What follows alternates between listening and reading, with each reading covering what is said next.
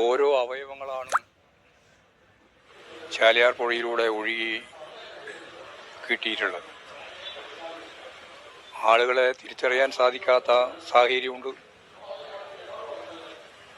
ശവശരീരം വെള്ളച്ചാട്ടത്തിലൂടെ താഴെ പതിക്കുമ്പോൾ ചിതറിപ്പോകുന്ന സംഭവം ഇവിടെ ഉണ്ടായിട്ടുണ്ട്. അതെല്ലാം അടിയന്തരമായി രക്ഷാപ്രവർത്തനം പൂർത്തിയാക്കണം. ചെളിയുടെ ഉള്ളിൽ അകപ്പെട്ടു പോയവരെ കണ്ടെത്തണം. തുടർന്നങ്ങോട്ട് നൂറുകണക്കിന് കുടുംബങ്ങളുടെ പുനരധിവാസം വളരെ പ്രധാനപ്പെട്ട ഒരു കാര്യമാണ്. ആയിരക്കണക്കിന് സന്നദ്ധ പ്രവർത്തകരാണ് കക്ഷി രാഷ്ട്രീയത്തിന് അതീതമായി അവിടെ എത്തിച്ചേർന്നത്.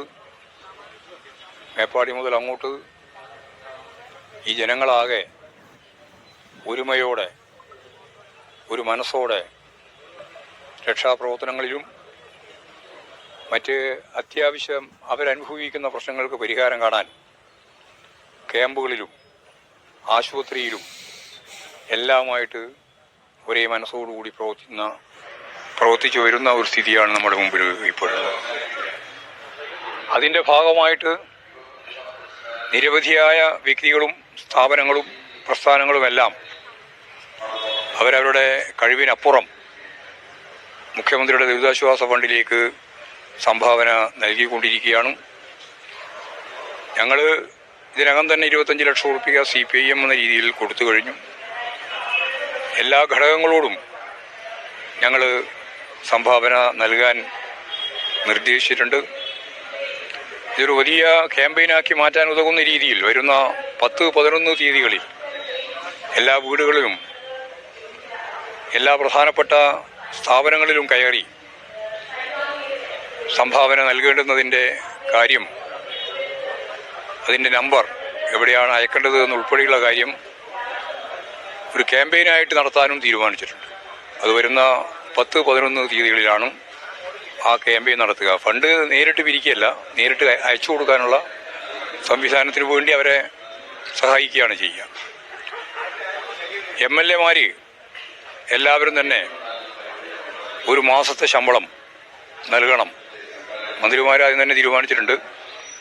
ഞങ്ങൾ CPMൻ്റെ MLA ഇടതുപക്ഷ ജനാധിപത്യ മുന്നണി MLA ഒരു മാസത്തെ ശമ്പളം നൽകണം എന്ന് തീരുമാനിച്ചിട്ടുണ്ട്. ഞങ്ങൾ തീരുമാനിച്ചു, ബാക്കിയുള്ളവരും തീരുമാനിക്കും.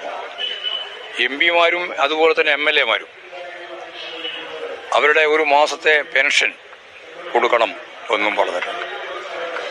അപ്പോൾ ആ രീതിയിൽ കഴിവിനനുസരിച്ച് എല്ലാവരും ഫലപ്രദമായി മുഖ്യമന്ത്രിയുടെ ദുരിതാശ്വാസ ഫണ്ടിലേക്ക് സംഭാവന നൽകുക എന്നതാണ് ഇപ്പോൾ ചെയ്യാനുള്ള ഏറ്റവും പ്രധാനപ്പെട്ട ചുമതല.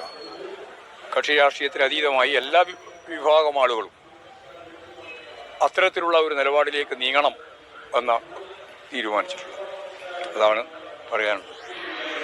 കോൺഗ്രസിനകത്തൊരു തർക്കം നിലനിൽക്കുന്ന പോലെ കോൺഗ്രസിനകത്തെ ഈ വിഷയത്തിൽ ചില തർക്കങ്ങൾ നേതാക്കൾക്കിടയിൽ ഉണ്ട് എന്നാണ് മനസ്സിലാക്കുന്നത്. അറിയില്ല, അത് അവരാണ് വ്യക്തമാക്കേണ്ടത്.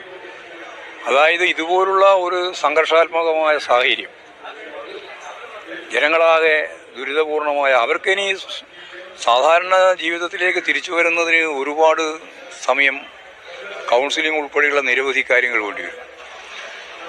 അപ്പോൾ അവരെ സഹായിക്കാൻ ഉതകുന്ന രീതിയിലുള്ള നിലപാട് സ്വീകരിക്കണം.